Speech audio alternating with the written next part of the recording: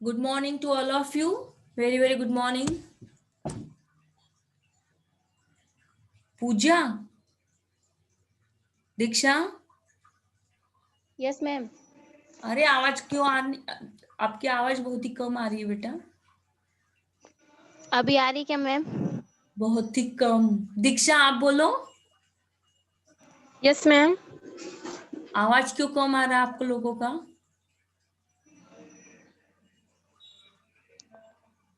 चलिए, कहाँ तक आए थे कल, याद आ रहा है किसी को? पूजा। Yes ma'am. ईशान। ईशान। इतना पसंद आ गया ईशान आपको?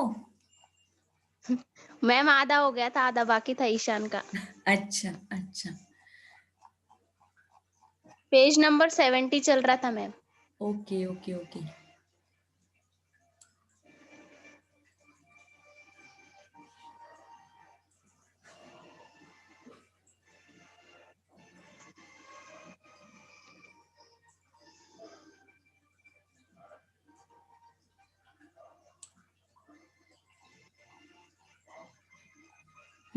आ गए 70 नंबर के पेज पर।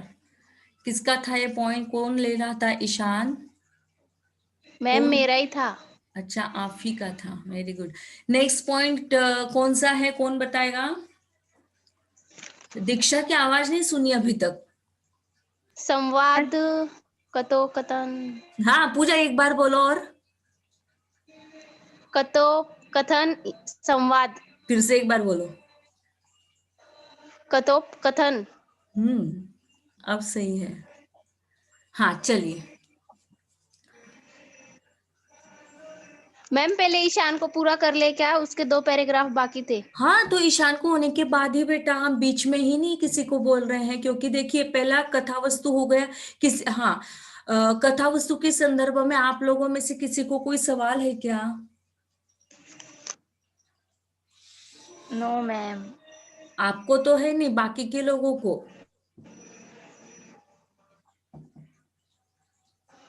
मैम कुल मिला के वो पूरे इसमें आरण्य और ईशानी आ रहे घूम फिर के।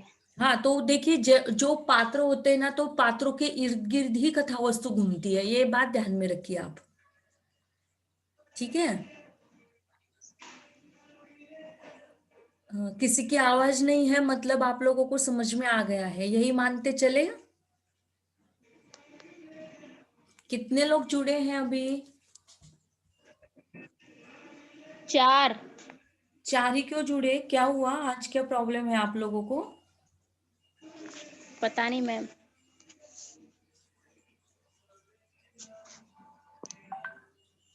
अब एक जुड़ गया शायद। मैम दिन ब दिन संख्या कम हो रही है। हाँ वो तो है, क्यों ऐसा हो रहा है? लेकिन हर लेक्चर में ऐसा ही होता है क्या? हाँ मैम, वो सर के भी कोई करता नहीं है, इतने ही रहते। चलिए एग्जाम रखवाते हैं अभी, और ये सेमिनार हो जाने दीजिए। एग्जाम के लिए सब लोगों की उपस्थिति आवश्यक होगी, अनिवार्य होगी, आवश्यक नहीं अनिवार्य होगी, है ना। यूं नहीं चलेगा कि आप लोगों आप अपनी मर्जी से चल रहे हैं। मैम वो सर बोल रहे थे, वो जो संजय सर है, वो बोले कि मैं ना सब ग्रुप में यही मैसेज डाल दूंगा हिंदी के कि जो लेक्चर में नहीं आएगा उसे स्कूल से मतलब ग्रुप से निकाल दिया जाएगा। सही बात है यार, इतनी मेहनत सब लोग कर रहे हैं, तो आप लोगों का ये न जुड़ना कहाँ पर संभव है? बाकी के सब बच्चे जुड़ रहे हैं सभी विषयों के, तो हमें क्या प्रॉब्लम आ रहा है? मैम आप भी ये नोटिफिकेशन डाल दीजिएगा ग्रुप पे, हाँ ठीक है। क्योंकि 75 गद्दे में भी बहुत सारी है, उसमें भी 10-12 ही जुड़ती है। इंग्लिश का ग्रुप है मैम, उसमें 90 लड़कियां है तो 190 लड़कियां है तो भी 60-70 जुड़ती है। अच्छा अच्छा। और बाकी के दूसरे लेक्चर्स के स्टेटस कैसे हैं? उनके लेक्चर्स में जुड़ते हैं? नहीं मैम, मराठी में भी कोई नहीं जुड़ता, जनरल मराठी, कोई कोई तो कंपलसरी मराठी भी नहीं, ये स्पेशल मराठी भी नहीं करता, मतलब हर विषय में ऐसा ही है मैम। अच्छा जिनको अच्छा। लेक्चर करना, जैसे हमारे जैसे लोग हैं जो कि रेगुलरली लेक्चर करते हैं, हम्म। वही 5-10 लोग जुड़ते हैं सिर्फ। अच्छा। ये वो सेमिनार मराठी के सर बहुत बार बोलते हैं। ये सेमिनार जो ले रहे हैं ना, वास्तव में हम लोगों के लिए नहीं है। ये सेमिनार वास्तव में आप लोगों के लिए है, क्योंकि आप लोगों की इसमें क्या हो रहा है, रिपीटेशन हो रहा है, और जिस रिपीटेशन से आपकी तैयारी हो रही है।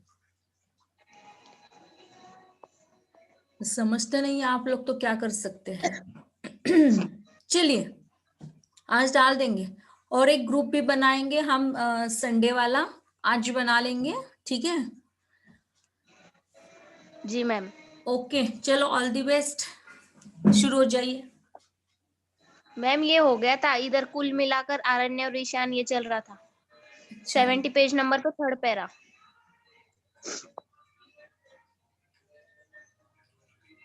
हाँ मैम यही।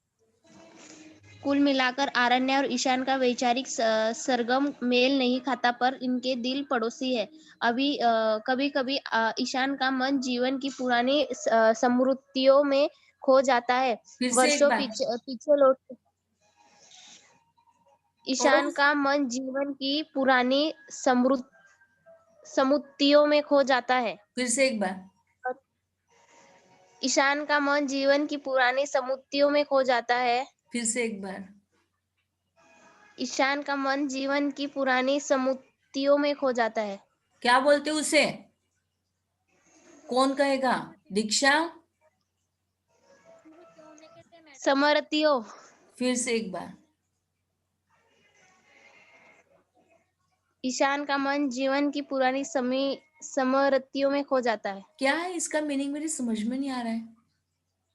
मैम मतलब ईशान जो है वो पुरानी दिनों को याद करता है। मतलब जब उनकी माँ पाठशाला मतलब रसोई में खाना पकाया करती थी, उन दिनों में ईशान चले गए हैं। ओके, ओके, ठीक है।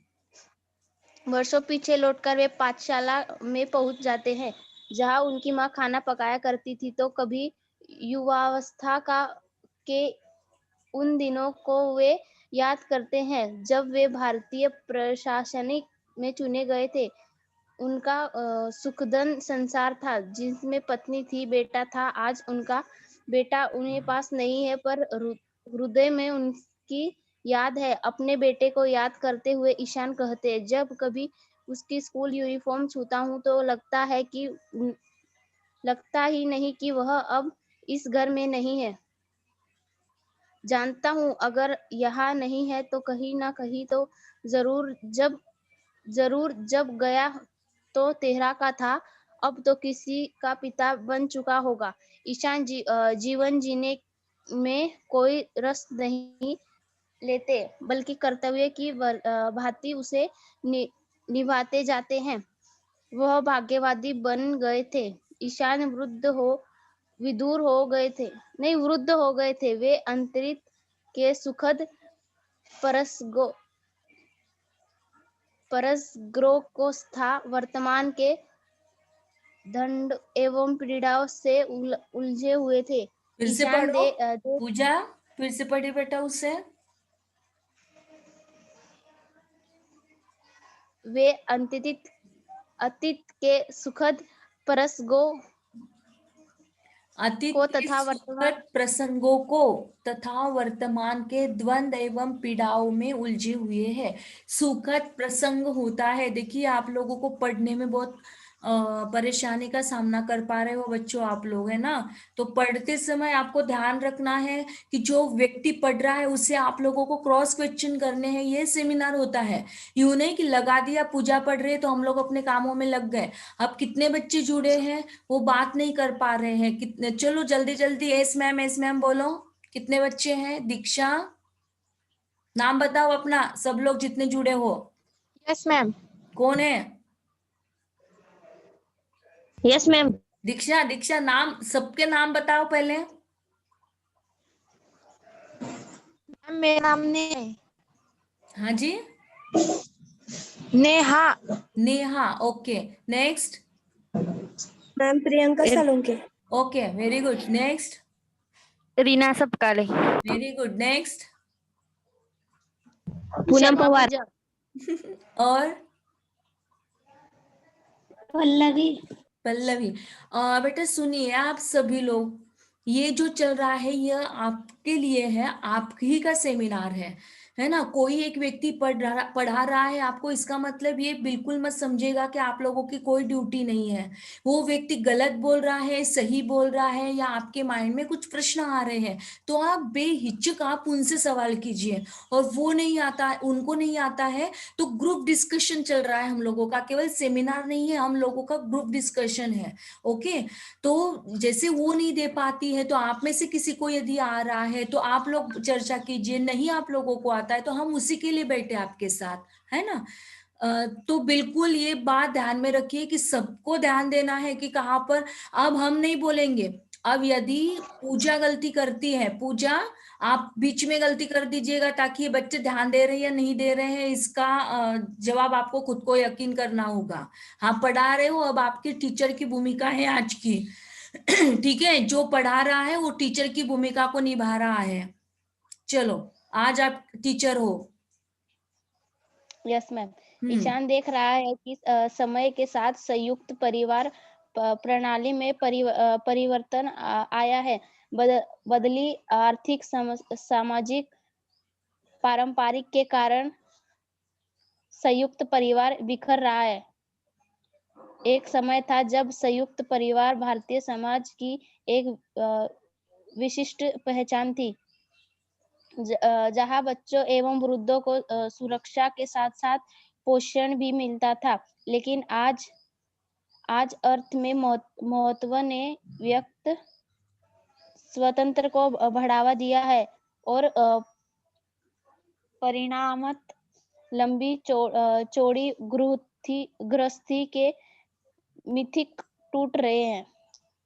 ईशान की 2 बेटियां थी जो बाहर पढ़ने जाती थी। जब ईशान 1 महीने के लिए दिल्ली से बाहर जाता है, जाने से पहले वह टेलीफोन के, बिजली के बिल, घर की चाबियां दमयंती को दे जाता है।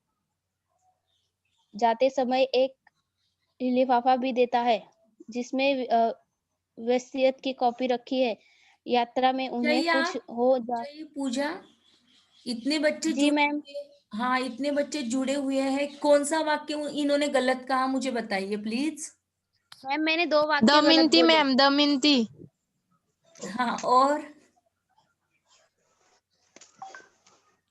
पूजा। Yes ma'am. हाँ, ये टीचर की भूमिका नहीं है।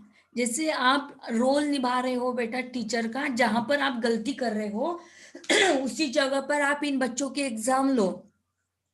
कि देखो, जी मैम। देखिए, हम आपको इसके पूर्व बता चुके हैं कि चाबी किसके पास छोड़ के जाते हैं। अभी हमने दमयंती कहा और आप लोगों ने उसे एक्सेप्ट कर लिया। मतलब ये बात ऐसी हुई कि सूरज पूरब को उगता है, लेकिन हमने आपको कहा कि सूरज पूरब को नहीं, पश्चिम को उगता है, और आपने उसे एक्सेप्ट कर लिया। इतने भोले मत बनिए बेटा, प्लीज। आई रिक्वेस्ट यू, हाथ जोड़ के विनती आप लोगों से, नहीं तो लोग आपको उठा के खा जाएंगे। इतने भोले बनने की जरूरत नहीं है पढ़ाई के समय। बहुत शातिर दिमाग रखिए आपका सभी का, है ना। और बहुत अच्छे से पढ़ाई कीजिए बेटा, ताकि ये जो सेमिनार चल रहा है, या आपके दिल और दिमाग में उभरने के लिए चल रहा है। ठीक है। हाँ, पढ़िए अभी। यात्रा में उन्हें कुछ हो जाए तो उनके जो 2 बेटियां हैं उन्हें सब कुछ मिल जाए। मृत्यु का भय तो है, लेकिन जीवन जीने की इच्छा भी उनमें है। युवावस्था में बिना शादी के ईशान और आरण्य साथ साथ रहते हैं। है कोई। मैम युवावस्था नहीं, वृद्धावस्था।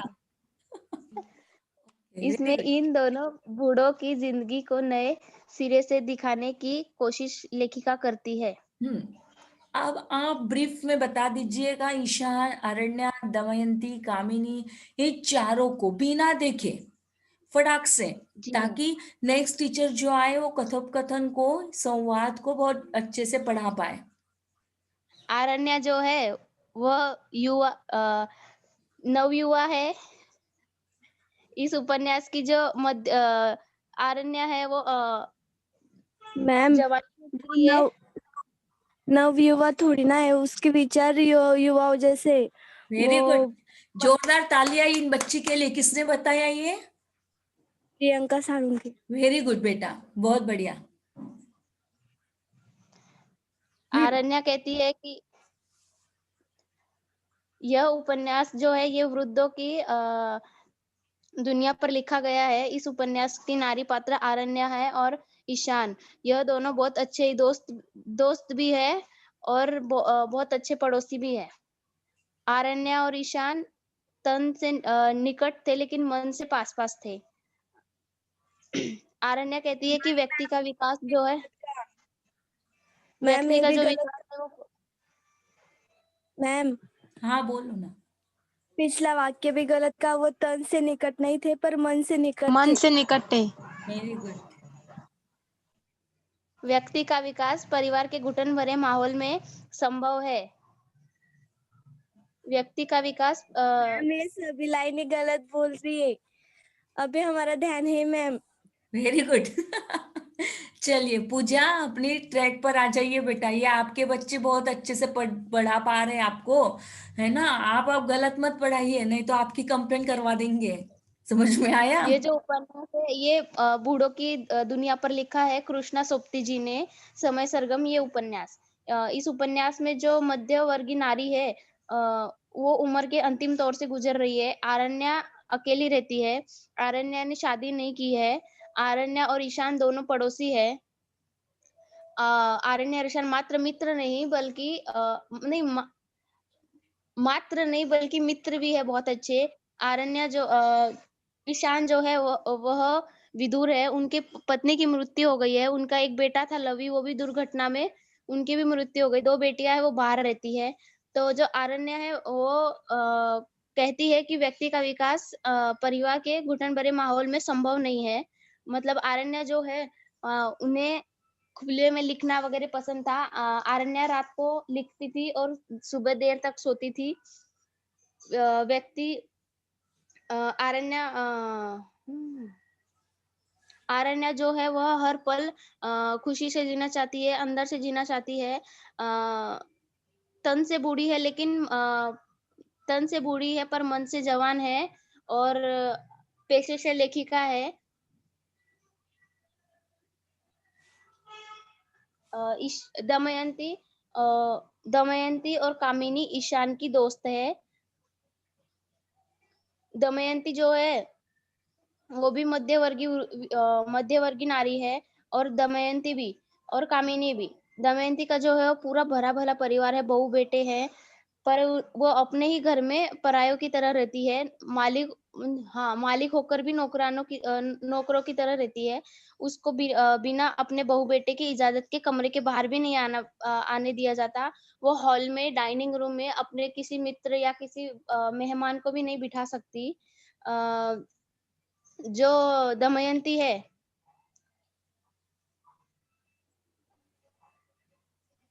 हाँ। दमयंती जो है उससे मिलती-जुलती कहानी जो है वो कामिनी की है। कामिनी भी वृद्ध अवस्था में है। वो पारिवारिक क्रूरता का शिकार हुई है। कामिनी ने अपनी संतान नहीं है क्योंकि कामिनी ने शादी नहीं की। कामिनी जो है वो ईशान की पत्नी लक्ष्मी की सहेली है। उसके जो भैया-भाभी है वो उनकी जायदाद को हड़पना चाहते हैं। वे कामिनी को दवा के बहाने जो नशे की दवाई होती है वो देती है और झूठा-झूठा उसकी सेवा करने का नाटक करते हैं। लेकिन ये बात जो है दमयंती को पता है और वो उसको भैया-भाभी फार्म हाउस में बुलाते हैं तो वो अपनी सारी बातें आरण्या को बताती है।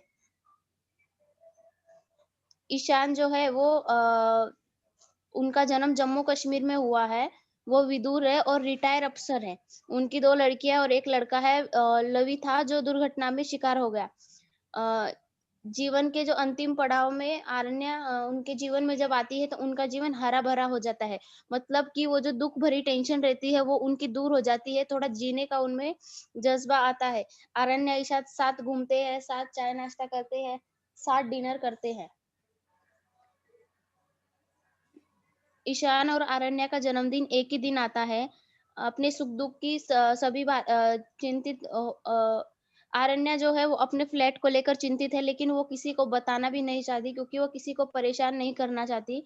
आरण्या सोचती है कि वो अपना घर बेच के अपनी फ्रेंड के घर रहने चली जाएगी।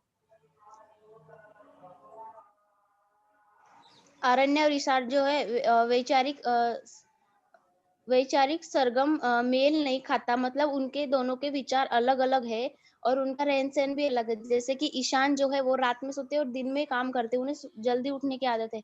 और जो आरण्या है वो रात को देर से सोती है, तो सुबह भी देर तक सोती रहती है। आरण्या जो है वो परिवार को अपनी नींव नहीं समझती, वो सोचती है कि परिवार में रहकर उनका विकास नहीं हो सकता, और ईशान जो है वो सोचते हैं कि परिवार के साथ रहकर ही अपना विकास होगा, बुजुर्गों की सेवा करने से।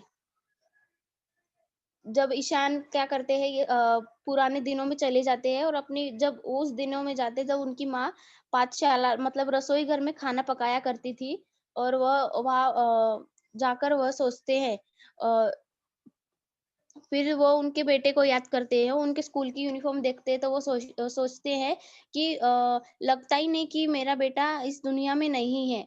अगर यहाँ पे नहीं है तो कहीं और तो होगा, जैसे पुनर्जन्म लिया होगा उन्होंने। जब गया तब 13 साल का था, मतलब जब उनकी मृत्यु हुई तब वो 13 साल का था। अब तो किसी के पिता भी बन चुके होंगे। ईशान जो है जीवन को कर्तव्य समझकर निभाते हैं, वो ऐसे ज़िंदगी अच्छे से नहीं जीते हैं। और ईशान कहते कि हम हमारा बुलावा कभी भी आ सकता है। मतलब हम बूढ़े हैं तो हमारा बुलावा आने वाली लाइन में नंबर है।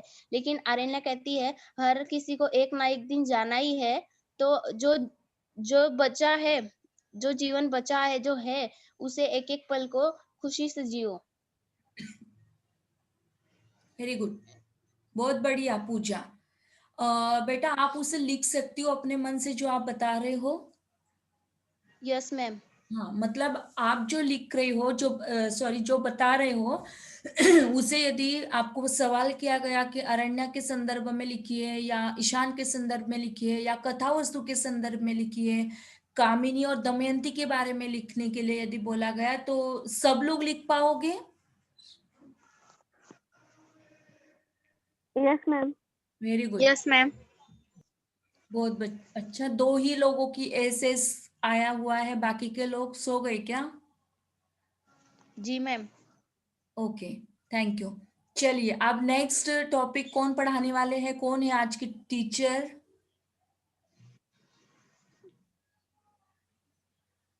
कथोपकथन संवाद किसका था ये? जो भी है। मैम शायद नीलोफर का था, वो अभी 2-3 दिन से जुड़ ही नहीं रही है। क्या प्रॉब्लम है, उनको बीमार है क्या? पूछिए उनसे, थोड़ा परामर्श ले लिया कीजिए। आप लोग ग्रुप पे रहते, परिवार है हमारा, सबको एक साथ रहना चाहिए। हमें भी याद आई थी उस बच्ची की। हम उसको मैसेज डाला तो वो देखती भी नहीं और रिप्लाई भी नहीं करती है। कॉल कीजिए बेटा, मैसेज हो सकता है मोबाइल उनके घर पे किसी और के पास हो और उसने देख लिया हो, ये मिसअंडरस्टैंडिंग होती है बेटा। तो कॉल करके डायरेक्टली बात कर लीजिए उनसे, है ना? जी मैम। हाँ, पढ़ाइए जल्दी से, समय नहीं है अपने पास, कट जाएगा मीटिंग बहुत जल्द। कोई पढ़ रहा है क्या, मैं ही पढ़ लूं?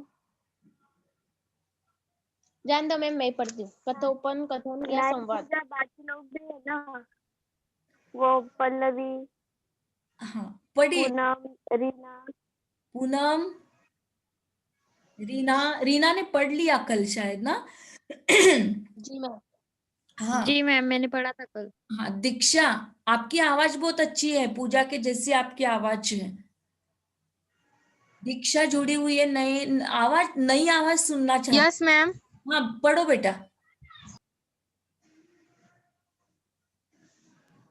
समय सरगम में कृष्णा जी ने एकदम नए विषय को चुना है। उपन्यास कथा को नई पात्रों के संवाद को महत्व देता है। समय सरगम के बूढ़े पात्रों में कुछ ऐसे पात्र हैं जो आधुनिक जीवन की भीड़ में भौतिक सुख को जुटाने में सारा श्रम और अर्थ व्यय करने के बाद अब सत्र संबंधित संबंधियों से कटकर घुटन भरी जिंदगी जीते हैं। दमयंती ने मन की शांति के लिए आश्रम में शरण ली है। कामिनी तो मर गई, मार दिए जाने के डर से आतंकित है। उपन्यास की नायिका आरण्या लेखिका के जीवन और मृत्यु संबंधित दृष्टिकोण का वहन करती है। वह परंपरागत भारतीय दर्शन के अनुरूप सृष्टिकर्ता ईश्वर की सत्ता में विश्वास रखती है। आरण्य और ईशान के बीच मृत्यु संबंधी संवाद होता है। ऊपर वाले के पास तो असीम स्वातंत्र्य है, उनकी प्रश्नाकुलता खत्म नहीं होती। तर्क की कसौटी पर कसकर ही वह हर चिंतन को स्वीकार करती, इसलिए अपने विश्वास के बारे में पूछने पर ईशान से इस तरह कहती है, अपने विषय में कोई यह नहीं कह सकता कि मैं नहीं हूँ, जब तक वो परमात्मा को स्वसिद्ध है। मैं अपने विश्वास की तुलना कैसे करूँ, उन्हीं का एक अंश मुझ में भी होगा। मृत्यु और जीवन को वह एक यथार्थ के दो पहलू मानती है। आरण्य कहती है, कौन है जो अस्तित्व के दबाव में नहीं है। अग्नि पृथ्वी की मृत्यु से, वायु अग्नि की मृत्यु से, जल वायु की मृत्यु से और पृथ्वी जल की मृत्यु से जीवित है। समय सरगम में आरण्य के धोबी राम खेलावान और उसके बीच के बातचीत के प्रसंग पे बिछड़े वर्ग के शोषण की अमानवीय स्थिति की तस्वीर खींची गई है। मानव की शक्ति में उनका अटूट विश्वास है। भोगे हुए जीवन का यथार्थ उपन्यास। हमारी जनसंख्या, हमारी धरती, इनकी वनस्पतियों और हरितिया की कौन सुरक्षा करेगा? मनुष्य ही। परमाणु हथियार कभी नहीं।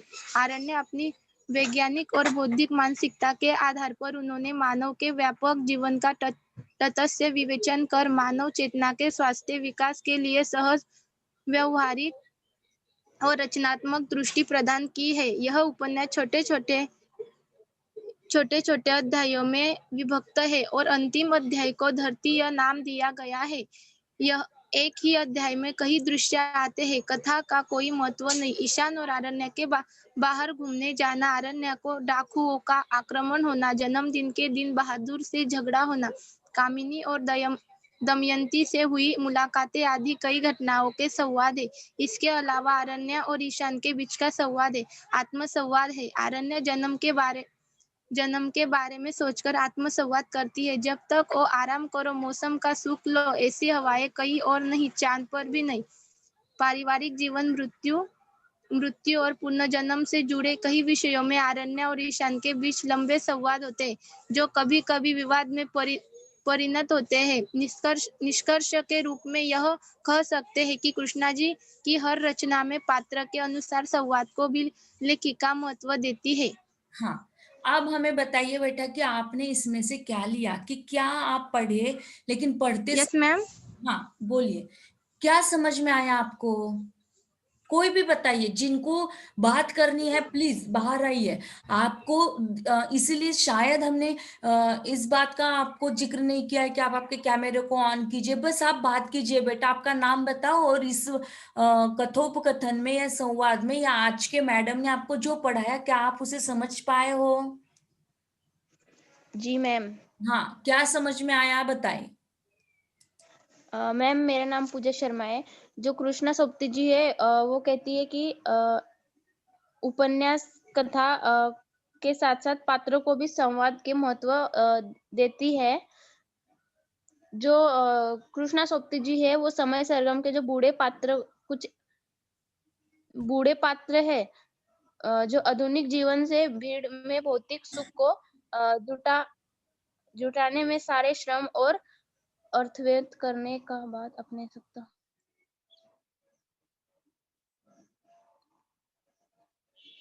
मतलब आरण्य जो है वो कहती है कि हम अपने बारे में ऐसा नहीं कह सकते कि मैं नहीं हूँ। अपनी जो जिंदगी है वो आराम से जियो, अच्छे से जियो। अ,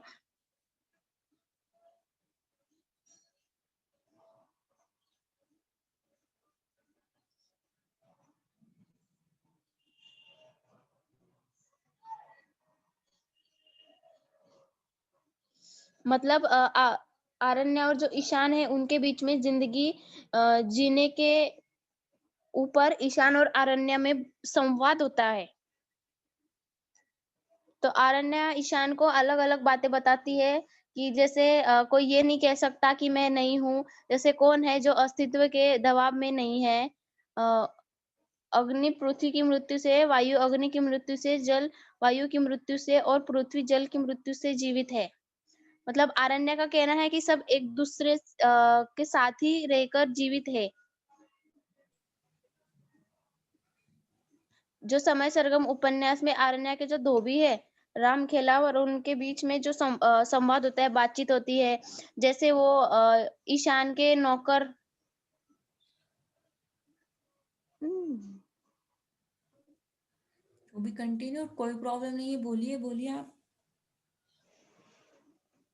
जो ईशान के नौकर है बहादुर, उनके साथ में आरण्या का जन्मदिन के दिन झगड़ा हुआ, क्योंकि वो 2 केक लेके आई थी, एक ईशान का और एक आरण्या का, क्योंकि उन दोनों का जन्मदिन एक ही दिन आता है।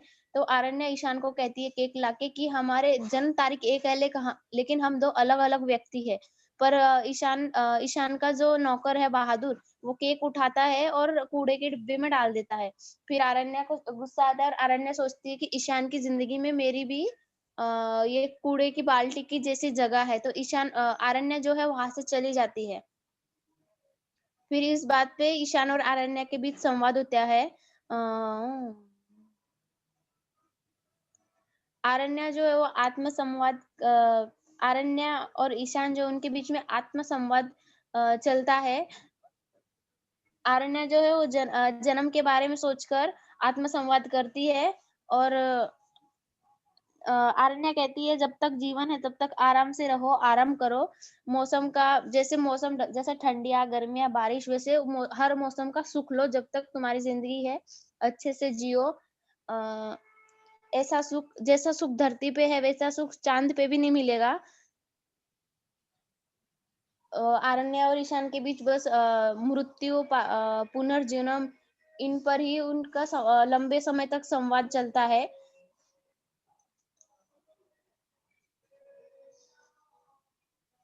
बस मैम इतना ही। ओके, वेरी गुड बेटा, बहुत अच्छा प्रयास किया आपने। ऐसा ही प्रयास सभी लोगों ने करना है, ठीक है। देखिए, कथा वस्तु हो गया, पात्र हो गए, अब हमारे कथोपकथन यानी संवाद, संवाद यानी क्या, बोलना, बोलने की, बातचीत करने का तरीका, ये भी हमारा हो गया लगभग। अब नेक्स्ट पॉइंट है देश काल तथा वातावरण, मतलब जैसा वातावरण होता है। अब मानते हुए चलिए कि हम लोग ग्रामीण अंचल में रहते हैं, ठीक है, अब हम अपने कॉलेज में चलते हैं, है ना। कॉलेज में मानते हुए चलेगा कि जैसे अभी तक तो ना आपने हमें देखा, ना एक दूसरे किसी टीचर्स को बस देखे, तो ऐसे ऑनलाइन पेंडॉल में हम लोग मिले हुए हैं।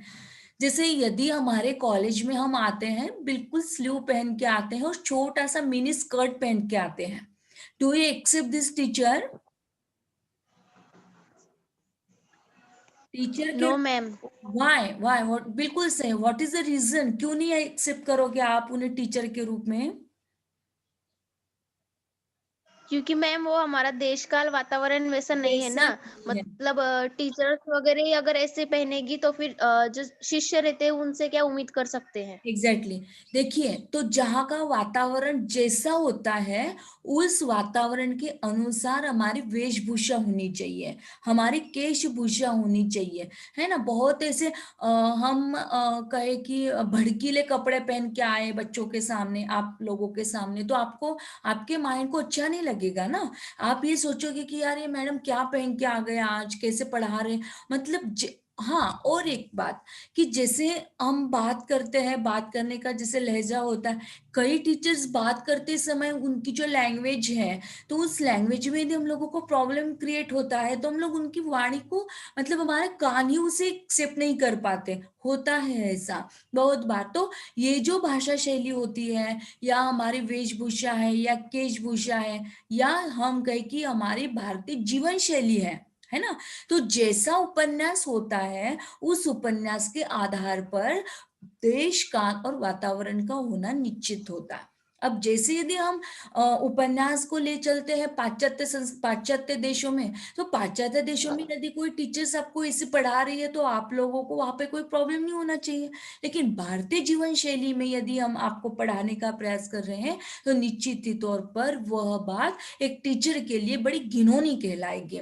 न तो वहाँ यहाँ का देश ऐसा है, न हमारी संस्कृति वैसी है, न हमारे यहाँ का वातावरण वैसा है। ठीक उसी अनुरूप हमारा जो उपन्यास होता है, तो लेखक को लिखते समय ये भी ध्यान में रखना चाहिए कि हम किस देश काल वातावरण को प्रस्तुत कर रहे हैं, कथा वस्तु किन पात्रों के आधार पर चली जा रही है, और कथा वस्तु यदि पाश्चात्य संस्कृति की ओर लेकर जाती है तो निश्चित ही तौर पर उनके जो पात्र है वह उनकी वेशभूषा के अनुसार उनकी जो हेयर स्टाइल है वैसी होनी चाहिए। क्लियर हो गया आप लोगों को? तो हमारा ये जो समय सरगम उपन्यास है, निश्चित ही तौर पर समय सरगम उपन्यास भारतीय जीवन शैली पर आधारित है। भले ही उन्होंने कई कई पाश्चात्य संस्कृति को अपनाया, लेकिन मूलतः जो हमारे राइटर हैं कृष्णा सोप्ती, तो कृष्णा सोप्ती ने अपने देश काल और वातावरण को बड़ी बखूबी से चित्रित किया, क्योंकि उन्होंने अब यदि वो इस प्रकार से चित्रित नहीं करता है, मानते हुए चलेगा कि यदि हमारी भाषा शैली ठीक नहीं हुई, या हमारी वेशभूषा ही ठीक ठाक नहीं हुई, हमारी हेयर स्टाइल अच्छे से नहीं रही, तो पाठक जो है ना वो ऊब जाएंगे। कई बार ऐसा होता है या नहीं होता है, आप लोग उसे फेथ करोगे, क्योंकि आप भी लोग हम सभी लोगों का सर्टिफिकेट होते हो, ये मेरा मानना है। यदि हम गलत पढ़ा रहे हैं आपको और गलत ढंग से पढ़ा रहे हैं, तो इसका प्रमाण कौन देगा? हम लोग तो हमारा खुद का, क्योंकि हर व्यक्ति को लगता है आई एम परफेक्ट, लेकिन आर यू परफेक्ट? कैसे यकीन होगा? ये यकीन होगा आप लोगों की मेंटालिटी से कि मेरे बच्चे क्या पढ़ रहे हैं। आप कितने उबाऊ हो रहे हैं उस लेक्चर से, ये उस पर डिपेंड करेगा। तो जैसे कोई उपन्यास की कथा वस्तु को यदि कोई राइटर आगे बढ़ाना चाहता है, और आगे बढ़ते समय पाठक जो है, पढ़ने वाला जो पाठक है या सुनने वाला जो श्रोता वहां पर बैठ गया है, वो यदि उब रहा है उस कथा वस्तु से, तो आगे चलकर उनका जो उपन्यास है वो फेमस तो होगा, लेकिन पढ़ने वाले लोग जो हैं वह पढ़ेंगे नहीं। क्योंकि हम लोग देखते हैं बेटा कि आज भी रेलवे प्लेटफॉर्म पर न जाने असंख्य रूप में तमाम ऐसे उपन्यास पढ़े रहते हैं, लेकिन हम लोग उसे पढ़ते नहीं है। हम लोगों को पढ़ाने के लिए और पढ़ने के लिए ऐसे ही चीजों की आवश्यकता होती है जो सरस हो, जो पठनीय हो, जो पाठक के मन मस्तिष्क को जोड़ दे, जो ऐसे कि जो बखूबी से उसमें चित्रित कर दिया जाए, ऐसे ही उपन्यास को हम लोग पढ़ते हैं। इसका मूल रीजन यही है कि हम लोग उस देश के साथ पूरी तरीके से घुल मिल गए हैं, और यही है उपन्यास को पढ़ाते समय और उपन्यास को पढ़ते समय दोनों को भी, मतलब वक्ता और श्रोता एक भाषा भाषी होनी चाहिए। कहीं ऐसा ना हो जाए कि हम अलग भाषा में पढ़ा रहे हैं आपको और आप उसे पढ़ समझ ही नहीं पा रहे हो। ऐसा हुआ क्या हम लोगों के बीच में? No ma'am. हाँ, जिस शैली में आप समझ रहे थे उसी शैली में आपको समझाने का प्रयास किया, और आज भी जो टीचर्स बनकर आ रहे हैं उनको भी न्याय मिल पा रहा है। इसलिए न्याय मिल पा रहा है क्योंकि आप उसे बहुत अच्छे से पढ़ रहे हो। अभी दीक्षा ने पढ़ा ना अभी, इसके पहले? Yes ma'am. हाँ, दीक्षा आपकी देखिए, भले ही हम आपके चेहरे से पहचान ना पाए, लेकिन आपकी आवाज बहुत अच्छी है, आपका पढ़ने का तरीका बहुत अच्छा है,